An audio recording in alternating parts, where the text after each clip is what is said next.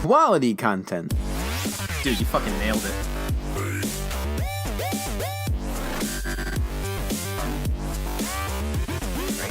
Good morning, welcome back to another episode of Quality Content. We're talking about movies and superheroes and all the kinds of content of the highest quality. I'm Jake, co-host of the show. With me as always, my good co-host Ian Mello. That's me. So, what's the topic? We saw the Emoji Movie. No, we didn't. That's definitely not the topic. I know. You didn't want to go see it because you hate me. Yeah. That's the only reason why, because I hate you. No other reason. I love the movie because I hate you. Can't see the Emoji Movie. That's where I draw the line. Because it looks like a steaming pile of dog shit. There's not one... I'm sorry, a steaming pile of dog shit emoji. Patrick Stewart voices, by the way. Yeah. People say the whole movie makes, like, shit puns, and it's really, like, cringy. The whole movie seems really cringy. Why we're not seeing it. That being said, really wish we saw it. Patrick Stewart is, like, one of the most Talented men. Yeah, Yeah. like, world-class actors. He did Logan this year, which is an incredible performance by him. How do you go from Logan to the Emoji Movie? Like, a few months apart, too. Like, the same year. It's rough. So, but the actual topic this week is our top 10 movies of the year so far. Yes. Because we're halfway through the movie season, give or take. Exactly. Because November and December are both huge. Mm-hmm. And we have February, which is pretty big. Summer, like June, July, which is really big. And all that shit has happened. And so there's like there's 4 big sessions for movies each year. Yep. So we're breaking it into 2 and 2. So we're just around about finishing up the summer year. Marvel's released 2 of their 3 movies this year. So we got a good estimate of what a lot of the really good heavy-hitting movies have been so far. Yeah. So we're going to get right into our top 10 lists. No, we're not, because we're doing honorable mentions. I know, and I was about to say, but first let's do honorable mentions. Why can't you just let me do anything? Because I hate you. That's why you didn't let me see the Emoji Movie. Because you hate me? Yeah. If you really hated me, you'd make me watch the Emoji Movie. I wanted That's to. what you would do to your enemy. I want to still. Fuck you. So, top 10 of the year. First, Ian, what are your honorable mentions that were really good but didn't make the list? I have one. You have one? Yes. It's just Kong Skull Island. Oh, that's one of mine too. It barely didn't make the list. Why is it really good but not on your list? It was really, really good. But it didn't make the list because it was a good movie, but these movies are all better by cinematography-wise or joke-wise or for what the movie is. There are 10 movies this year that you feel are better than Kong Skull Island. Yes. Yeah. Okay, I agree actually. You know what? I felt, because it's entertaining from like a purely entertainment standpoint, it's fantastic. I was sad that it didn't make the list because it had a monkey in it. Yeah, it does, but there is one that does make a list that has a lot of monkeys in it. Isn't that true? No, I didn't put it on my list. That's what I figured. Yeah, because you don't like apes. No, I don't like monkeys. Monkeys are stupid. So You're laughing because you know I fucking love monkeys. It's true. But my honorable mentions are Kong for similar reasons as that. And Alien Covenant, I think, was a really solid movie. It was a good movie. And it was on my top 10 towards the bottom, but as I kept seeing movies this year, I kept feeling like, oh, this is so good, and it slowly got knocked out over time. It's not as good as Kong in any way, which is why I didn't have it as an honorable mention. Yep. Because it was a good movie, but at the same time, you can point out, like, oh, that's kind of stupid. Why does this happen? There's some flaws, yeah. With Kong, I didn't find that many flaws with the movie. A lot of what drove the wasn't movie perfect. Yeah, a lot of what drove the Alien movie for me was Michael Fassbender in his dual role. Yeah. I think he's so talented enough that carries a lot of that movie. So that's what's almost put it on the list. It did have it on my list for a certain amount of time. Yeah, that's true. For my final honorable mention, by the way, before we start the top 10 lists themselves, I want to say Dunkirk makes it my honorable mention. Almost made my list because it's a very well-made, well-shot, well-directed film. He should get a director nomination for this movie. But none of the characters really stood out to me. I couldn't invest myself in it too much. The style was beautiful, well-shot, amazing movie. Reminded me a lot of Kong, actually. It was like very well-made and all that shit. But the characters weren't really accessible, and it felt a little bit alien to me. It's not one of his best movies. It's not one of his worst movies. It's better than some of his other movies, but it's a really good movie that I don't think has been elevated to that greatness that everybody says it is. So that's for me. I did not watch that one because it looked really boring. Yeah, because it's a war film. And I don't think it's up your alley. It's kind of a bit slow. So slower paced movies are the bane of my existence because I just want a nap. Exactly. So without further ado, top 10 lists. Why don't you start us off? What's your number 10 best movie? Transformers: The Last Night. Fuck you. No, it's not. No, it's not. It's Lego Batman. Lego Batman? Okay. It's a good comedy movie. Mm-hmm. I saw it twice in theaters, actually. See, I only saw it once. It follows the heels of what a comedy movie should do. Accessible for children and adults. Very true. Actually, I'm going to jump in for this one because my 10 is also Lego Batman. Fuck you. Took my list. So, because usually we take turns for the rest of the list. Yeah. But for this one, I'm going to also say stuff. I think you're right. It worked really well on both levels because if you're a kid, you love it because Legos and it's also Batman. Can't go wrong. And if you're an adult, you love it because it's Legos and also Batman. And they reference like the Batman movies, all 8 of them, all the reboots, and it's like in a weird parallel world where they all took place somehow. Yeah. It's great. I love it. I love everything about it. It's fun. It's actually really funny. None of the jokes are cringy, which is really important. Yeah. It's like charming. It's like, remember the second Ninja Turtles movie, how all of the jokes were cringy or terrible and not funny at all? You mean the weird reboot? Yeah. No, Ninja Turtles 2. Yeah. With the Kerrang. Out of the Shadows. The weird reboot. It's not a good movie. It's not a good movie. Yeah, but that was just for kids. Yeah, but if you're making a comedy movie, then Ninja Turtles isn't just for kids. Adults grew up on the Ninja Turtles, so you have to try to take that into account as well. Exactly. This took that into account and ran with it. And that's one of the important things for a comedy movie is if you can gear it towards multiple audiences, you really have something successful going. Mm-hmm. And I think Lego Batman nailed it on the head. That being said, it wasn't obviously not the best movie because it's just a Lego movie. Yeah, it didn't. It's not going to be beautiful cinematography. It's expectations, it's a well-animated movie. For a Lego movie, it's a really good movie. From expectations for a Lego movie, it exceeded them because Lego movie itself was already fantastic. I think this one might be better. I don't know. Yeah, but yeah, I like this movie better than the Lego movie. You saw the Lego movie too? I also saw the Lego movie. Yeah. The Lego movie has like a better theme and story, but this is funnier and sillier. It's another situation where like Lego movie's probably a better movie, but I enjoy Lego Batman. Yeah, more. exactly. So there's all kinds of stuff like that. Yeah. So. Why don't you start us off a second time because this is the same one? So go to your number 9. What's Wonder your Woman. Wonder Woman is your number 9 best film of the year. Let's talk about Wonder Woman. It's definitely an iconic movie. Mm-hmm. The big woman superhero movie. You know, that's an important thing.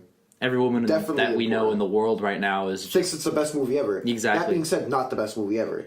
It's not the best superhero movie. It's the weakest superhero movie on my list. Okay. Not counting Lego Batman because it's the Lego movie. Mm-hmm. Because this movie definitely had problems. The big ending fight with Ares was really stupid. Yeah. It was really stupid. Kind of contrived, yeah. It was just like, we have to have a big fight in an airport with explosions and fire. Great. The plot of this movie is really good. Mm-hmm. The story of the movie is really good. There were a few shots I didn't like. But, you know, with every movie, there's like that one or two shots where you're just like, oh, that's kind of weird. The ending shot where she jumps out looks so stupid. You know exactly what scene I'm talking about. Saw it 3 times, yeah. Yeah, I also saw it 3 times. And she jumps out and goes, ah! And it's like, why does that look like that bad? This is a big budget film. That's true. That being said, it's DC's probably best film. So, in their DCEU so far? Yeah, it's their best film. It's the best one, yeah. Because they have no Wonder Woman has no competition in that. Well, yeah. It's solid plot-wise, unlike Batman vs. Superman. Looks pretty good. Unlike half of the other movies. Mm-hmm. You're just like, it's a very good movie. It's not the best superhero movie this year. It's probably not going to be the best movie in the DCU for long because Justice League is coming out too. Mm. But it was iconic, meant a lot. Yeah, it's important. And a really, really good movie overall. So yeah, I agree with a lot of what you just said. My number 9 is Guardians of the Galaxy Volume 2. Okay. And all the superhero movies we've gotten so far, from being Spider-Man, Wonder Woman, and Guardians, I'm not mentioning any more than those 3, are really, really solid movies and solid follow-ups. Some of them are sequels. It felt as good as the first one, and that's a great compliment I can give it. It expands on the characters, it gives you a new villain, a better villain, and one of the MCU's best villains. It's not saying much, but it's still, there's like 20 movies, and you know, it's one of the best, so it's saying something, so... Ego's fantastic. I love every scene with Ego in it. I love Star-Lord and how he interacts with Ego and his family, quote-unquote, like his Guardians team, and how that is his family now. I like the themes with the sister relationships with Gamora and Nebula. That's really nice. It's played up actual themes, but like space and like in that context, and it's really good. It's a very solid, very well-made film. I don't think there's anyone who's not going to enjoy this movie, except DC. But when you watch this movie, it's just... It blows you away, and it's very, very good. That's a good choice for your number 9. And the reason it's my number 9 and not higher on the list is because the biggest compliment I can give it is also the biggest insult. It felt a lot like the first Guardians. And I know it's a sequel and they do expand on things, but the first Guardians was so mind-blowing because it was a new experience, and this feels like a sequel to that experience. So it's not like The Dark Knight where it elevated it another notch, but... It's really, really good. See, but the thing about The Dark Knight is my favorite one's the first one. I know. I love Batman Begins. It's so good. I know, but for me, it's the Dark Knight. Yeah. Well, I think Dark Knight's a better movie in general. It's like, again, with the whole, this one's a better movie, but I enjoy the first one more. Exactly. So, that's the same kind of mentality I have here. So, start off with number 8. I started off the first 2. Oh, okay, friend. Spider-Man Homecoming is my number 8. It's 2 superhero movies in a row. I know. It's actually 3 if you count Batman. Lego Batman. Yeah. But Still, Spider-Man Homecoming. I'm gonna have to jump in here. You are? My number 8 is also Spider-Man Homecoming. Okay, so Spider-Man Homecoming is a very, very solid reboot. Yes. And I know it's a sequel, it's like a spin-off of Civil War, but it's still, it's this first outing of this character that we've seen 10 minutes of in Civil War. He was in like 2 scenes. So I think the fact that you see him fail in the movie is important. very, very nice. The Raimi trilogy had the character fail the most, I feel, because he had like he took it from a character standpoint as opposed to a superhero standpoint, whereas most superhero movies do it from a superhero standpoint nowadays, and I understand that, and that's why Spider-Man 2 is such a great advancement over that trilogy. But while it is the second best Spider-Man we ever made, it is also very familiar, even though it's a reboot. And it does new things, and I love the tech suit, and that's all interesting and stuff, but it's also the 6th Spider-Man movie we've gotten. And while it is one of the better of the 6, it's still one of the 6. It's not saying much. Exactly. Again. So, it's the same kind of mentality I have. That's why it isn't higher on my list. But It's not higher on my list for the sole reason of even other movies that came out that Marvel put out this year are just better overall. Mm-hmm. This movie has its good themes, has its good struggles, but a lot of it is just familiar, and you have that really as a good point. I think Spider-Man 2 and this movie are almost identical because they're different films. You love them both. They are different films. That's like saying Avengers and Dark Knight are the big two, because they are the big two. But they're so different. They're very wildly different films, but everyone puts them on their top 2 superhero movies of all time. Yes. And that's for good reason. Yeah. And this movie is so different than Spider-Man 2, which is a really good thing, but also a really bad thing. Mm-hmm. Because this movie is great from a superhero perspective, and Spider-Man 2 is great from this is a good character perspective. This is a good story Peter perspective. struggling with his life. Peter struggling so much. This movie, Peter struggles, but it's like a high school, like, edgy struggle. Yeah, it's like oh no, Ned found out about my secret. Whoa, as opposed to like Liz. Man, this is the worst. And I'm just like, and that's great because it works for a teen comedy. yeah, and it is which that. is a really good aspect. And I love but that at the same aspect, time, yeah. I really like the aspect of 80-year-old Peter Parker, Tobey Maguire, struggling with real life things. Yeah, more like, than a lot of his issues are like really dwelled upon in that. Comparing it to other Spider-Man movies, it's the second best one probably because of like a cinematic standpoint. But it's your favorite? It's tied. Spider-Man 2 is better for some things. This movie's better for other things. I agree completely. So. But it's competition. It's like saying Rise of the Silver Surfer is the best Fantastic Four movie. You don't have much competition there because they're all dog shit. That's very true. And like, there's 2 terrible Spider-Man films. 2 Spider-Man films that I'd rather watch the good ones. And then the 2 good ones. That's true, yeah. So it's like, it's not a lot of competition there. I suppose. It's like saying, oh wow, which Batman movie would you want to watch? You want to watch Begins or Dark Knight? Because the other ones are either really, really bad or just fine. Batman 89, the very first Batman from Tim Burton, I think that's a really good movie. It's a good movie. I love that It's not a bad movie. Batman Returns, I have a passion for. Batman Forever, I enjoyed as a kid. Batman Forever is terrible. Hold on, if you rewatch Batman Forever, there are some really good things in it. Not really good. And it's also They're really funny things. It's a very dumb movie. It's a dumb film. It's so stupid, but I love it. It's nowhere. I think people overshadow how stupid it is because Batman and Robin also came out. No, it's far stupider than Batman Forever. So people just don't even think about Batman Forever anymore because Batman and Robin's so bad. Yeah, so that's the mentality. But that's very funny. Yeah. So Batman in the cinema has not been he's been used right in some capacity and then wildly misused in the past. And Spider-Man has the same problem. Very true. I agree. Because both Andrew Garfield movies, the best one is just fine, I guess. Mm-hmm. Amazing One's not a good movie by any means. It's not Amazing a good One's movie. okay, but it's a fine competent film. It's competent. It's better than Dark Tower, which we also saw this year. I like the characters in Dark Tower better than them. Which ones? All of one of them? All one of them. Which is more than I can say about the Amazing No, because Spider-Man I like the movies. relationship between Peter and Gwen. That's what carries. That's the only good part of both movies. Yeah, combined. it carries the movies for me. So, but anyway, what's your number 7, friend? Logan. No, Logan. it's not Logan. Oh, It's Guardians 2. Oh, okay. Well, we already had our spiel. Do you want to add anything to Guardians 2? Yes, because I didn't talk about it at all. I remained silent. Well, I don't because give a it's shit higher about up what your on the opinion list. is. This is the Jake Broke show. your elbow. Sorry, go on about Guardians. Guardians 2 is higher on this list than Spider-Man and Wonder Woman for the sole reason of character advancement. It might just expand on the first Guardians, but that being said, expanding on one of the best movies in the Marvel Cinematic Universe makes it so much better. All of these characters that you love get even more in-depth. Drax sucked, and now Drax is one of my favorite Guardians. Groot is a little cute little baby tree. Rocket has actual character development and heart instead of just being an asshole. Marvel took a risk and killed one of their characters. Granted, he's a minor character, they're going to replace him with another guy, but it doesn't matter because they actively took a little bit of a risk. Second best villain in the MCU, probably, for Ego. And it's just a lot of steps in the right direction.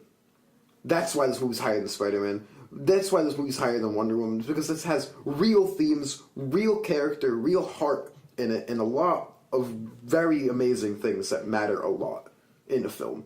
This is what you want from a sequel. You want the characters that you like, a really good story, and those characters that keep bolstering and getting better. And it's everything a sequel should be. I agree completely. It expands a lot on the first Guardians. These are both on our top 10s, so, you know. I'd say this movie is one of the better Marvel movies, too, actually. Too. And me too. It's in the top, 6 or I'd 7. say it's in the top, probably 8. Yeah, me too. Because it's a really hard list. I know, there's so many good Especially MCU since movies. number 1 is For the Dark World. As we all know. So What is your just, number 7? 7? My number 7 is, and I know we've been on the superhero theme, but I don't know if it's a superhero movie or not. Split. It is it is. It definitely isn't. I'm going to go with no. Yeah. But Split is the latest M. Night Shyamalan, and he's obviously on his career comeback. I think this is what solidifies, more or less, his career comeback. Yeah, okay. This is what makes me say, hey, this guy's good again. He's not terrible anymore. Because Split, at one point, it was like my number 2 or my number 3 of the year. And then I saw a bunch of other movies this year. But it's such a really, really good movie. And it's a psychological thriller. Yeah. 2 movies on my list are psychological thrillers. Number 1 is one. Me too. Yeah. And I never thought I would be this wowed by a thriller. Yeah. Thriller movies are so bland to me because they don't really do anything. Try and scare you. Some of them are really good, and some of them are really bad. The thriller movies that try to scare you are the bad ones, and the thriller movies that try to make you think about real life things that could potentially happen that are freaky are the good ones. This movie's a freaky movie. You're right. Yeah, I love the thing. body. There's a little bit of body shock in this when he turns into someone else, and the beast at the end. Obviously, I'm not going to spoil it. I don't think we should spoil any movie on this list. No, I haven't really said much at all. Exactly. So I'm not going to spoil the twists. Yeah, or not even like the ending twist. But there's a twist in the third act, and there's a twist at the end, like the very end of the movie. Yeah, that's true. So, but both twists, I'd say, are worthwhile. They're Shyamalan twists, but good ones. Yeah, like Shyamalan does his classic Shyamalan twist instead of his the village took place in modern day twists. It's weird, but you know who's terrible but also really good at the same time? And then Shyamalan. So Split 9 out of 10, maybe 8 out of 10 because there are some stupid sequences, but other than that, I'd say it's a really solid movie. You should check it out. Yeah, it's really good. What's your number 7? I already did my number 7. Oh shit, that means what's your number 6? My turn for my number 6 is Wonder Woman. The reason it's higher on my list than the other superhero movies mentioned is because we've seen a great Spider-Man movie before Spider-Man Homecoming. We've seen a great Guardians movie before the Guardians 2. This is a more important film. And I know the story is paint by numbers almost, and it's a really good story and it's very well directed, but the way it's done shows it in a light where women too can also be superheroes. This is what you and I have been saying for so long. Like, there's nothing. Why are they all men? There's no reason for them to all be men. Now we're men, and I like men. Sexually. But, what have I ever said? There needs to be less men. Exactly. Well, I mean, maybe in the bed. There's too many fucking men in your bed. This we should have started a woman in it. It would have been higher on my list. Yeah, because men are superior to women in every way, as we all know. Now we can stop having to edit the show and go. Oh yeah, I might keep that in. No, I feel like the milestones that this movie accomplished, as far as just being a really solid movie and a good story, not even connected to the DCEU with the Batman vs Superman and all that shit. It's just a standalone thing, takes place out of time, remove it completely from everything else, but still in this universe.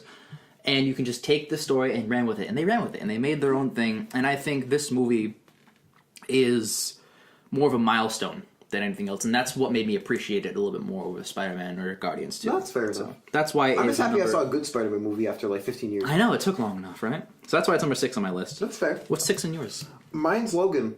Logan is your 6th? Yeah. I thought it'd be higher. But why do I you also thought it'd be higher, but the movies above this movie are just stellar films. So, talk about Logan. This movie and my number 5 are almost interchangeable. Okay. Which are really... It was really hard to choose like which one's better than the other one. So basically they're like exactly the same. But this movie was probably the second best X-Men movie. This movie is incredible. It means a lot. It's not... Deadpool is really funny and really groundbreaking for the genre, but this movie's just as groundbreaking for the genre because it proves that the rated R movie doesn't have to be funny. It doesn't have to have this specific character that everyone thinks is funny and enjoyable. It can be serious. And you're talking in the context of superhero movies, Yes, at least. and that's super fucking important because you don't have to make a rated R movie. It's like, haha, fuck you, bad guy. It can be serious. It can be real life. This movie reflected so much on real life that it was scary. It felt like the most real of all the X-Men movies. It definitely is because some of them have wings and shoot laser beams out of their eyeballs. Well, yeah, that too. But, like, this guy still has claws in his hands, you know what I mean? This movie is just like. One of the most real parts of this movie was when the truck broke down and he's like, are you fucking kidding me? He's all freaking out at the truck. That's real. Yeah, you can see him because project. Real people would do this. This is real emotion. Projects his anger from losing Professor X after just having that funeral and just storming away. Yeah. And the truck doesn't start. He loses it. He loses his and mind. he collapses and in the ground. This entire movie has so much heart, has so much tears. It's just so overwhelming because these are characters that you've grown up with watching. There are 3,000 X-Men movies, and this movie doesn't feel stale. It doesn't feel like, oh, I'm watching another Wolverine movie. This. I don't like Wolverine in the films because he's really, really bad in all of his other solo movies, for one. Both of them are terrible. Yep. One's boring terrible, and the other one's just garbage terrible. Mm-hmm. The movies that follow him, besides Days of Future Past, are just bland, and he's just Wolverine, and he sucks. This movie gave him real things. It gave a character that I don't really like cinematically enjoyment. And exactly. That's so important. Because you understand his that's struggles. Well directed. It's well thought out. The meaning of the movie is better than most of the other X-Men movies. And this movie is just a hard story to like watch because it's so heartfelt. And you watch through what's going to happen? What's going to happen to all these people? What's going to happen to all the little mutants? What's going to happen? And the whole film is full of twists and turns and all of this emotion. It's just a raw emotion. That's film. the best way to describe Logan is emotion, I'd say. And it means so much to this universe and all superhero movies because it shows that you don't have to just be a big, dumb superhero. That's it. And like blow up the city. Like X-Men Apocalypse. Same universe, last year, X-Men Apocalypse is like the polar opposite of this movie. Because you don't have to have a big, dumb superhero movie. You take the superhero concept of putting superheroes in a movie and doing a thing, except instead of making it like a movie that happens to star superheroes, you take it as a superhero movie and blow up the city and everything's everywhere and there's 20 characters, you know? I think Marvel could really learn something from the character part of this movie. Because you can implement the big dumb superhero movie thing that's all the fad right now with a real movie. I think that's how the genre's going to stay alive for longer. Well, Marvel, if these, I'd say Civil War took elements of that. Yeah, absolutely. But they're, again, just elements. And in an R-rated movie like Logan, you can expand on those and make them the centerpiece, which makes this movie fantastic. And what DC's been doing with a lot of their characters as well is, even with Superman, like he might be sad and shitty, but he has character and heart. Mm-hmm. I hate giving Superman any form of credit, by the way. Mm-hmm. He's terrible. But that being said, they really do focus on his character as opposed to his powers, which makes him more enjoyable for me. Mm-hmm. I don't like this Superman, but at the same time, he's not just big, dumb, invincible man. He has real people flaws. Exactly. Which he shouldn't, but DC's taking steps in the right direction. Wonder Woman has its and I still propose there is a way to do a Superman movie where the Superman struggles with his powers and is good. Yeah, has that kind of like side of it. Because I think Man of Steel was attempting to be the Logan of Superman. Yes. You know what I mean? And they shot for it, and I commend them for shooting for it, but they missed really hard. Cinematically, like cinematography-wise, they really didn't miss because this movie's beautiful. It looked beautiful, yeah. And it has a coherent plot. But we rant about Man of Steel way too often. It's just not... You don't get the elements of Logan with the heart and the emotion that they tried. So, what is your number 5, since you said this so interchangeable? John Wick 2. Ooh, okay. What's great about John Wick 2? It's a big, dumb action movie, and I like it. I love John Wick 2. He has another dog, which is important because I like dogs. And this movie, following the heels of John Wick 1, this is not as good as John Wick 1. Because John Wick 1 is just... See, I'm still back and forth. I don't know what movie's better. But John Wick 2, what really sells this movie for me is choreography. And how they... Like cinematography and stuff? Like the choreography of all the fight scenes and the guns. Oh my god. This movie is the best action movie of the year. I think... Like, hands down. I think... Action, best action. You'll probably agree with me when I say this. John Wick is a better film, but John Wick 2 has better action. And that's saying something. Yeah, because John Wick awesome action. John Wick's action is revolutionary, and everyone noted that. But this sequel makes it even better. I don't know how they're going to do 3 and make the action even better. This movie I don't know is how. just incredible action-wise. And if you want an action movie that's not Fast and Furious, big, stupid, shitty action, and you want good action... And you can get into an R-rated film? Yeah. Well, isn't That's PG-13. That's stupid. Yeah, they got to make their billions. But this movie was just incredible. action-wise, plot-wise, story-wise. They even advanced the plot from the first one, which is just incredible. I don't know how, because the first one, a really satisfying ending. This one, also a satisfying ending, which opens up a third one. They don't even have to make the third one. If they canceled the third one right now, it could just be assumed that he lived his life killing a bunch of people. Exactly. Like, that's the way that trilogy should work. Each movie should stand on their own. They tell their own story. But at the same time, open up a gate. Now, I'm not going to lie, I'd be disappointed if they didn't make a third one. But if it ended after two, that's still fine. It's still fine. That's so important. If you are making movies, you're not satisfied with the end, you shouldn't have a sequel to that movie. I'm sorry. The Green Lantern tried to do the same thing. And I talk about this all the time, but they had the little Sinestro putting on the ring thing. But it's not going to get a sequel because it was not a coherent movie. You have to make your movie coherent and then open it up for a sequel. Very true. This movie needs sequels. That's a lot of people don't realize that. A lot of movie universes don't realize it. Alex Kurtzman doesn't realize it. Every movie he's ever directed is garbage. He's only directed one, The Mummy. Yep. He's written a lot of them, and they have the same problems. His influence with Amazing Spider-Man. What did Amazing Spider-Man feel like? A setup for 8 movies. And that's not how a movie should work. The Mummy had the same problem where it's setting up for 8 movies, and that's a problem because you have to have your movies stand alone. It can't just be a setup. Movies shouldn't be trailers for other movies. I think that's a philosophy to stand by. And I think the first initial problem with this was Iron Man 2. When you watched it, and it felt like a setup for Avengers. And that's why it's so weaker. That's why it's a bad movie. Yeah. Well, not bad, but it's a weak movie. Compared to the Marvel movies, it's bad. Comparatively to even like one of the best Marvel movies, which is Iron Man 1, it's far weaker. Yes. And that's a problem because your movie, it can't be, movies for me can't be boring, unmemorable, garbage, incoherent mess of adding and adding and adding. You can't have a movie be too plain, but you can't have the movie be too this and this and this and this and this. You know what I mean? You have to have a really nice balance, a blend of these films. One solid story to focus on. Subplots are great, and we love subplots in movies, but they have to tie into the main plot at some point. And it's, I give Marvel a ton of credit for what they do. Because they rarely have the problem of setting up sequels poorly. Ant-Man even set up a sequel properly. And Ant-Man's not a strong movie in this universe.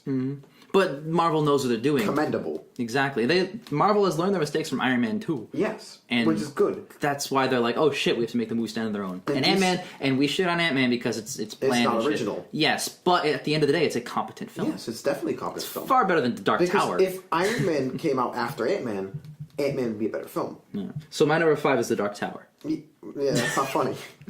No, it's I'd say my number 5 is War for the Planet of the Apes. Okay. Jumping off, because I'm going to get to John Wick 2 later in the list. War for the Planet of the Apes, and I can't wait to hear your opinions on this, because we're going to transition to you soon. But it is such a great, great movie, and it is probably the best, one of the best third entries in a trilogy. Like, it is one of the best endings to a trilogy, one of the best third entries in a franchise, I'd say, ever.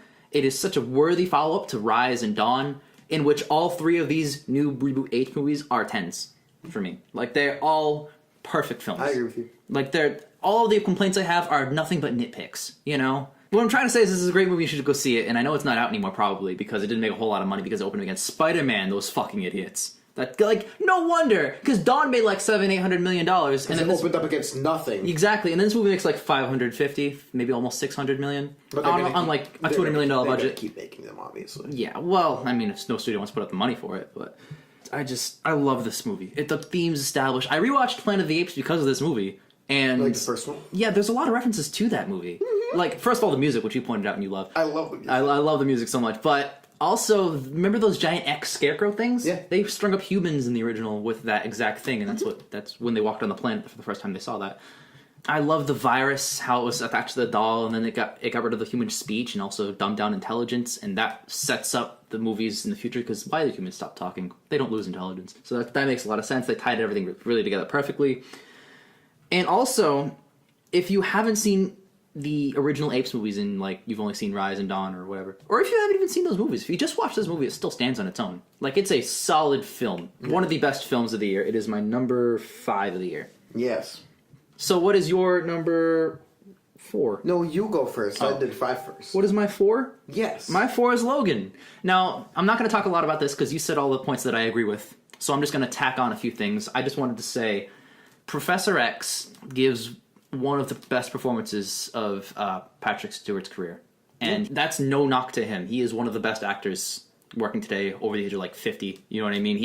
And in this movie, you see the emotion in his eyes. And you see that in Wolverines too, and they are two of the best lead characters ever. It's just fantastic in this movie. You see the emotion play off in their faces when they look at each other and when they act towards each other, like show me the pills, you know, like little nods like that. It's a realism factor, and you see the realistic emotions of this man who can melt minds or whatever the fuck he can do. You know what I mean? It's fantastic the way they structured this movie. And I'm not going to spoil Logan because I know it's been out for a while, but I'm still not, because it's just such a good movie. But the way they handle Professor X in the movie is just absolutely, like, it's on a next level. On a next level, breaks my heart, and I cannot wait for whatever they come up with next. I hope it's not a sequel to Logan. This is the end. Logan 2. No, Logan 2. No, it's the end of the Logan movies. It's gonna be like in Justice League when Superman rises out of the ground, except it's gonna be Logan. No. Logan flies out of the ground. Yeah. So, that was my 4. What is your number 4? Mine's split. Ooh. Because this movie, for me, I don't get startled by movies. Mm-hmm. Like, psychological thrillers don't affect me because I can be like, okay, that's not real. Well, this is interesting creepy. It's interesting. And if I say a horror kind of movie is in my top 10 at all, this movie is good. I hate horror movies. They're terrible. Most of them are dog shit garbage. Just like, remember how I was looking at the rest of the movies for the year and I'm like, oh, this movie's a horror movie, trailer looks terrible. This movie's a thriller, that looks bad. This movie's a natural disaster horror, that looks like garbage. Geostorm, yeah. I do remember Geostorm. But I can't get behind the concept of a horror movie being scary. Because horror movies... Do you remember Krampus, the hit movie? I do remember Krampus. That is the only movie that I've ever went to see that I vapidly was angry about and wanted my money back. I didn't want my money back after Power Rangers or Fantastic Four. Well, that's because they're dumb, stupid. Like we enjoyed. But Krampus, I was just like, this is fucking garbage. 0 out of 10 film. Because it wasn't scary, it wasn't good, it wasn't Christmassy. None of the aspects that they went for were good at all. And that's a problem. Horror movies aren't what they used to be. And a lot of people love horror movies still because of what they used to be, but it's just not happening. You get all these scary things, these creatures, these creepy things that have a psychological aspect to them instead of booga booga, bye bye man, jump scare. And it's like, shut the fuck up. Bye bye man also came out this year. Did not watch it, because you know what? Am I going to watch the Bye Bye Man? No, because I'm not going to watch a bad horror movie. I don't want to watch a bad horror movie and go, wow, there was a jump scare in this movie. So good. This movie had real people themes, real thrill, it focused on a disorder that's a real thing, and put a twist on it. And that's so good because people know people with, you know, like a bipolar disorder or multiple personality disorder. It's a real thing as opposed to spooky, scary boogeyman. And it's just so important to have a horror movie that focuses on real elements that can not scare somebody but freak them out and make them think. And I already talked about Split a little bit, but I want to add on a little bit, since you just said that now, that it is focusing on real elements like a psychological disorder. But it never generates or dives into, like, Lucy territory, where, like, it takes... It's bullshit. Yeah, it takes a thing and then goes way off into nowhere land based on this thing that isn't true. 23. Yeah. The number 23 starring Jim Carrey. Yeah. I watched that on Netflix, like, the other week. What a pile of shit. Sorry, we're not talking about that. You get all these movies that are trying to be scary, and it's just jump scares or gore scary, where it's just, I'm going to cut you open with a chainsaw for 6 hours. That's not scary. That's stupid. Why is this happening? It's just a shock effect, and shock effect's not scary. Well, I could be a nurse and get that. Because the terror in Split was built up. Yes, like, it's real. As you watch, as she's in the cage at the end of the movie and the beast is crawling on the walls toward her, that is a built-up moment that has payoff. As opposed to, oh no, he cut off his arm and he's bleeding. Wow. Spooky and gross, right? That's why horror movies for me. There are genres of horror movies and none of them are good. But they have good ones in there. So your number 4 of the year is Split? Yes, and you know what? It's saying a lot. Horror movies are not geared towards me because I don't like them. I don't think they're good. That's true. They don't shoot for the Ian Mellows of the world. This film being in my top 10 at all means this is a good film. So it's you for number 3, right? Ape! So what do you mean by that? Me love War of Planet of the Apes so much. Is there anything I said or I didn't say that you want to say about this movie? This movie focuses. You already talked about how it goes with the originals, with the music and the plot themes. I love that shit. Yeah. But oh my god, it making nods to the original. This is the best one in the trilogy for me, purely because it has music. Okay. The music is what makes the first Planet of the Apes one of the better movies that I've seen. It makes this movie even better because the music is really simple. It's hectic. It adds so much. If you added music to 1 and 2, this would be like, that's it. That's it. This music makes these movies, flat out. This is a world of monkeys. The music captures it. You know how hard it is to capture World of Monkeys in music? This movie brings all of this trilogy to a satisfying... It's going to keep going. But a satisfying close to the trilogy. This is the Caesar trilogy, basically. This is the trilogy before the movies. I think it might be my favorite trilogy. It's my favorite trilogy. Like, I don't know, because all three are just perfect. Perfect movies. But this brings before the planet that we've seen in the originals to a close. So it's technically a trilogy. It'd be like there are 17 Star Wars movies, but they're a trilogy. You know what I mean? And this has that aspect of this is going to be the end of this trilogy, and then they're going to start something new, which is great. I reckon they're going to wait some time because this movie didn't blockbust like they wanted it to. So they're probably going to wait like 10, 15 years before they make another one. But I'm excited to see it whenever it comes out. It's just an incredible movie. The action in this movie is fantastic. The story arcs in this movie go on their own and fit with the series. I'd say all three have fantastic story. Like that's highlighted in these movies. There's just so much. I keep talking about heart in movies, but this movie makes you side with monkeys as opposed to people, and that's fucking awesome.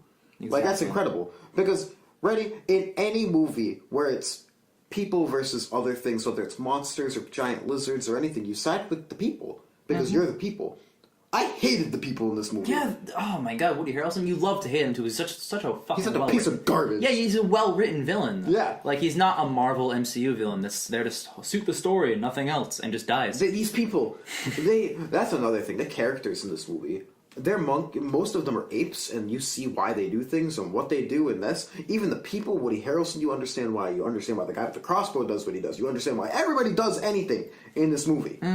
Every single person in this movie has a real motive and a real thing. Even the minor ape, like Winter, when he goes off, he's scared for his life, and you understand that. And one other thing too, that stuff like that, like great characters and great story, that leads to great scenes. The scene where Caesar comes in and interrogates Winter, like, what did you do, why did you do this, and it led to his family's death.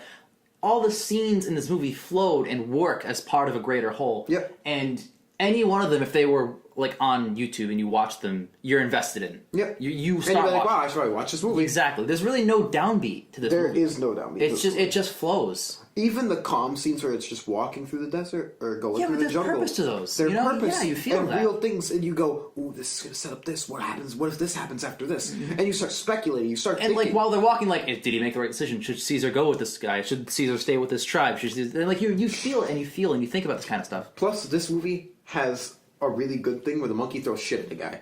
Twice. 2 separate times. The other movies didn't have that. I know. This is good. Actually, none of the other Apes movies have. I'm correct. Yep. Yeah. This is the first. It's the first time shit monkey throw. flings shit, and that's so good. It's so important.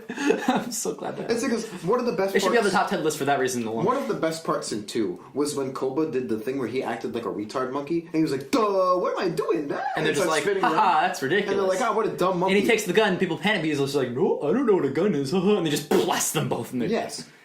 But in this movie, you also have the monkey doing the stupid thing of, I'm going to throw shit at this guy because I need to distract him.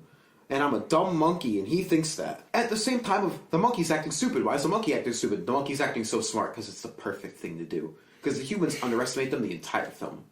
So that is a really good movie. Oh, it's so perfect. That's perfect.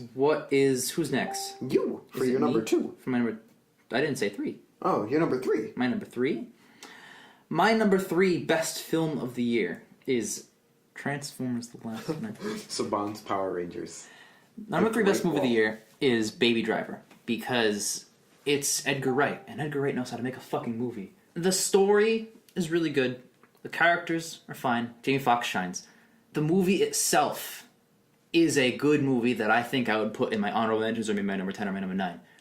But the soundtrack and the way it was implemented as part of the movie, they're both good things. Soundtrack and the movie itself are both really good, but how he fused them together into one whole makes the whole a great thing. It bumped it up to my number 3 of the year for that reason, because the way he styles everything together and puts the music as part of this, it's like a musical almost, where the music lines up with what's happening on the screen. You can't do that in like a theater. You have to do that on film because you have to way more control of what you're doing. The way Edgar Wright fused these two elements, and with some amazing performances from, like, Discount John Wick, and Baby Driver himself, and Ansel Elgort, Eggy. Taron Egerton. Exactly, the other one. But there's that, and there's who the fuck else? Oh, Jamie Foxx. He shines 100% in this movie. He's one of the best characters, I think. Maybe the best character in the movie. I don't know, but he goes from having one of the worst movies of the year to being one of the best movies. Exactly. So this movie, as a whole, is one of the best movies of the year. A lot of people have it as their best movie of the year. I know that, but this is just a solid movie. I think it's my favorite Edgar Wright movie, and that's saying something for me because I really like his other stuff too. I can't say that. I know, but that's why this movie is not so high on my list. So what's your number 3? Ape. Oh shit! That means it's time for my number 2, right? I'll do my number 2 because I did number 3 first, so I could do number 2 first. No, I want to do number 2 first. It's my turn. Okay. John Wick Chapter 2 is Okay. my second best movie of the year. And I know it's not because it's a better movie than Baby Driver. It's a better movie than Wolf of Wall Street. It's because I love it more than Apes and Baby Driver. I love John Wick 2. John Wick 1 for me was one of the best movies of that year that it came out for. 2014, I believe. Fantastic movie, fantastic story, fantastic everything. John Wick 2... It was 2014, to confirm. Exactly. It is a fucking amazing it's a damn near masterpiece. I'd say my only criticisms of it, and I'll get back to you on that one, it's such a fucking great thing. And the way everything just flows so beautifully. And I know Baby Driver is more of an accomplishment because it takes 2 good things and makes one big great thing. But this movie... Almost every part about it I loved. Every part about it is great. This the mute chick who does the sign language to John Wick, and he's signing back to her fuck you. It's classic cartoon comedy, but it's in a serious setting, and it works so fucking well. And the action, best action all year. Mm-hmm. Any Marvel movie. It's I even said best action movie of the year. Better than Edgar Wright's Baby Driver, better than Marvel and DC. Best action, better than the fucking Ares fight at the end of Wonder Woman. All of the scenes in this movie are grade A fucking action scenes, and they're really pushing the limits of what action movies in this modern age can do. So I agree with you wholeheartedly on this, because of passion alone, not because of well-made, it is my second favorite movie of the year. What's yours? Get Out is my second favorite this year. Get Out was so good. All right, you know what? I'm going to jump in with you because it's my number 1, spoilers. So let's just talk about Get Out really quick. No, it is my second favorite movie of the year. Again, another psychological thriller movie. And you're looking at this oh, great, maybe Ian likes psychological thrillers. I don't. I don't like psychological thrillers, so most of them are really stupid. I know, I'm shocked that you and I, who are not fans of thrillers, and you especially hate horror movies, 2 of our top 10 movies, my number 1 movie, they're thriller movies. This movie is one of the most well-directed films I've ever watched. Mm-hmm. One of the best themes that you could tie into a film like this. And it's a first-time director, It's too. a first-time director, which, by the way, is incredible. That's... incredible. This movie looks perfect. There's not a shot in this movie that I go, oh, that looks kind of stupid, or this is dumb, or why am I watching this It felt part? like Nolan did it with his 10 other movies prior of experience. Yep. This guy has no experience and comes out of nowhere and delivers a near masterpiece. Yep. Lighting, perfect. Shooting angles, perfect. Suspense, perfect. And I watched Setting up it- shots, perfect. Because I watched it in theaters right before it went away, and I loved it, absolutely.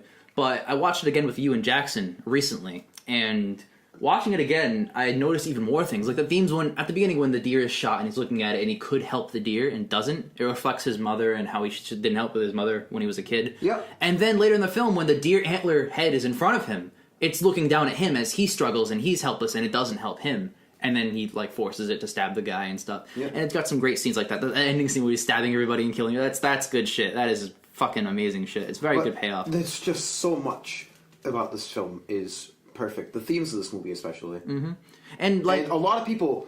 I'm gonna sidetrack about this movie. Other reviews are I don't understand as a white person. I'm a white person. I understand the themes of this movie. You do not have to be the person that this is. If you watch to. interviews that the director of this movie he says that people try and say that racism is dead in this modern day and age, and this movie tries to show why it's not. It's not. And you see those themes of how the villains in the movie are just white guys.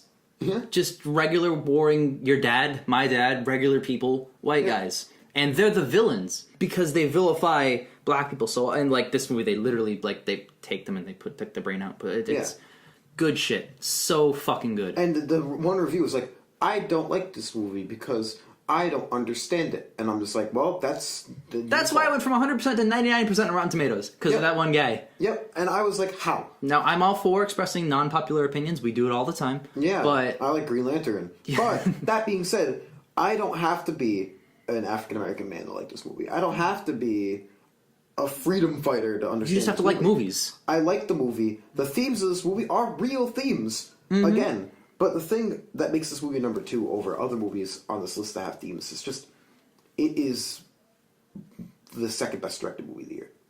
And by a first time director, with these themes that are super important. I don't think Jordan Peele could have done a better job. Just overly impressive to me. Yeah. I enjoyed every second of this movie.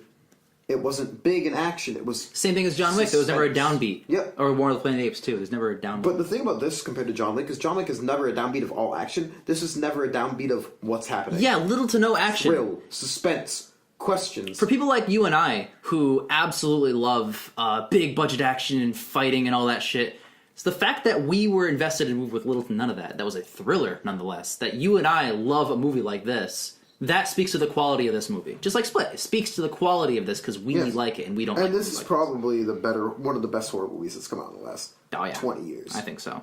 Yeah, I'm still debating whether or not it's one of my favorite movies. It's I don't know, because out of all like the horror movies and the thriller movies I've watched, this is the one that's kept me the most entertained. I'm gonna watch it a third and final time, and then I'm gonna make my decision if it's on my top movies of ever. Yeah, because this is just an incredible movie. So that's your number 2. Segue to my number 1. So Ian, what is your number 1 of the year? Well, my favorite director of all time is Edgar Wright. And you already talked about Baby Driver. You said it's your favorite Edgar Wright movie, and I said, no, it can't be my favorite. Because my favorite movie of all time is an Edgar Wright movie. Yeah, you have Scott Pilgrim. He is such a genius. Every single thing Edgar Wright touches turns into gold. Like, automatically. That's true. I believe he goes into these movies. Like, you can go, Edgar Wright, make Transformers. He'd be like, alright, this is fine. And then make a good one. Edgar Wright has the power. You know, they ran with an article, and I remember you were like super excited because, Green Lantern, Edgar Wright. But they ran with an article. He wants to do a DC movie. Yeah, that's the title of it. Yeah, and I was really excited. But in the interview, they asked him, like, hey, would you ever considering doing something DC use? And his response was, I don't know, I really know those characters well. I wouldn't discount it, but I have to get to know that. And they ran with that, like, he wants to do a DCEU movie, he's going to revitalize everything. He's doing 10 Justice League movies. So excited. But my favorite film of all time is Scott Pilgrim vs. the World. Mm-hmm. Everyone on the show knows that. Yep. Probably. I don't know if we've done an episode of our favorite movies and why. We should do that at some point. Yeah, we probably should do that. That's a really good idea. On another day like today where nothing's really out that really catches our attention. Emoji movie. Shut the fuck up. But this movie takes a musical aspect and brings it to life. And he's done that so many times. Scott Pilgrim does the same thing with the musical aspects of the movie, and you see it. That's one of my favorite things. That's why it's one of my favorite movies. That's why it's my favorite movie. Mm-hmm. This movie does the same thing in an action movie about a getaway driver. And you're just like, why do I care about this getaway driver? There's so many action movies about getaway, like Fast and Furious. Bank robberies, same stupid heist shit. Mm-hmm. But this movie's infinitely better. The characters are people instead of, hey, it's me. I'm going to say the same thing in the same voice all movie. I'm a good actor. I'm $1 billion man. Ride or die. You take a no-name actor like Ansel Elgort and put him with discount John Wick John Hamm, which his name's also John, which is kind of funny. Yeah. Kevin Spacey is the main driving force, not the villain of the movie, but he's not the good guy in the movie either. Mm-hmm. There's no villain in this movie. I'd say the villain would be discount John Wick at the end. I'd say Jamie Foxx is a villain in the movie, the most movie, because he's an asshole. Yeah, you know what? This movie is well but there's no villain in this movie. It's the whole situation is the villain of this movie. The whole life of crime is the villain in the movie. That's incredible. Thinking about all of these people as supporting parts of a villain, which the villain is actually just crime in general, is incredible. And you don't realize it when you're watching the movie. You're like, oh, is this guy the bad guy? Oh, look, Kevin Spacey, he's a good bad guy. Oh, man, Jamie Foxx is being a prick all the time, the whole movie to everybody. Maybe he's the bad. You get all of this thing. I'll give... The love interest isn't interesting at all. Like, they just, like, kind of meet each other and then fall in love. Which is neat. I like the concept of love at first sight, true love, whatever. But that's not the important part of this movie. The important part of this movie is the whole crime aspect, the whole music aspect, which is the best part of any movie ever. Get Out has its really good occurring themes, and is probably, like, cinema-wise, a better film, like, theme-wise and, message-wise. But this movie, perfectly beautiful through music. the bullets lined up with the songs, and then you see the holes go in with the beat of the drums, and then you see all the yas on the street or on the phone or all these things, and you just go, this is incredible. Music and film shouldn't overshadow the film, or else it takes away from the plot of the film. And it shouldn't undershadow it, because then some of your scenes get bland. Mm-hmm. And the thing with the music is the scene, in most of the scenes. And he took that overshadowing it's bad, and he said, hey, fuck you, I can do whatever I want. And made it perfect. I'd say Edgar Wright and Christopher Nolan are very similar in the sense that they try and do things that haven't been done on screen before. Yeah. Some movies they make are just, another movie, like The World's End or The Dark Knight Rises. They're just a movie, and they're really fun movies, and that's great. But some movies, like, I'd say even Dunkirk this year, and Baby Driver, they take what's there and they try and elevate what they're trying to do, and that's fucking amazing. Because any other director making a heist getaway movie would have focused it on the heist guy. Mm-hmm. Instead of the bigger picture of the life of crime in general as the bad guy. They'd focus on, there's a bad heist guy that wants to kill you because you messed up something. Kevin Spacey didn't want to kill Baby. He fucked up his whole operation. And he was like, I gotta get out of here. I don't care what you do now. This is your problem. So, of the lists, my top 10, from 10 to 1, are Lego Batman, Guardians 2, Spider-Man Homecoming, Split, Wonder Woman, War for the Planet of the Apes, Logan, Baby Driver, John Wick 2, and Get Out. That's my number 1. Lego Batman, Wonder Woman, Spider-Man, Guardians, Logan, John Wick, Split, Ape, Get Out, and Baby Driver. Wonderful. And our lists are the same 10 movies in different orders. Yeah, you said that before the show. I said it before the show, and I'm like, God damn it. But we watch most of our movies together. Well, like, in the same sense where we don't just go with the popular thing because we'd like to express our own opinions. We happen to like similar movies this year, same movies this year. And I'm not going to change that. Oh, I want to be different than Ian. Therefore, I'm going to change it. I don't want Transformers The Last Light to be my number 1 movie just to have a different list than you.